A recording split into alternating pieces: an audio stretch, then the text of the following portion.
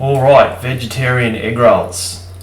If you're wondering, the difference between egg rolls and spring rolls is spring rolls don't have any egg in the wrapper ingredients. That was a shredded napa or Chinese cabbage in the bowl, plus a full bag of bean sprouts. I've got about 2 dozen fresh shiitake. If you can't get fresh shiitake, then half the amount of dried shiitake that are rehydrated in water would be sufficient. Then we get about a 2-inch knob of ginger and peel it, and then finely dice it and add it with the shiitake mushroom bowl.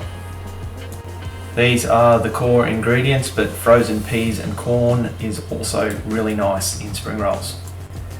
Then for the sauce, I add about 1/3 of a cup of cooking sake, a tablespoon or 2 of soy sauce, about 1/2 teaspoon of white pepper ground finely, and a good heaped teaspoon of cornstarch or corn flour. Make sure you mix it up nicely so that the corn flour isn't lumpy in the sauce.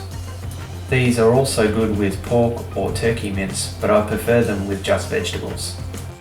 Into a hot wok, I add a tablespoon of olive oil plus about 2 teaspoons of sesame oil, and then wait until you see the sesame oil start to smoke before adding the shiitake and ginger. Mix this thoroughly to coat it all in oil, and then simply add the cabbage and other vegetables. Once I've given this a good stir, I add a couple of tablespoons of water plus about a teaspoon of salt, and then cover it to steam for a couple of minutes. Then you simply add the sauce mix and let it thicken over the heat.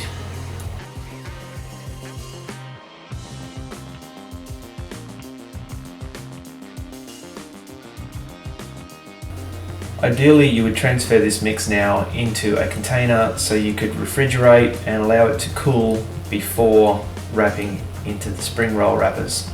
I am rolling mine while the mixture is still a little warm, which means that my spring rolls are not a nice uniform shape. This quantity of mixture is enough to use 2 packets of egg or spring roll wrappers. I think there's about 20 or 25 wrappers in each packet, but don't quote me on that.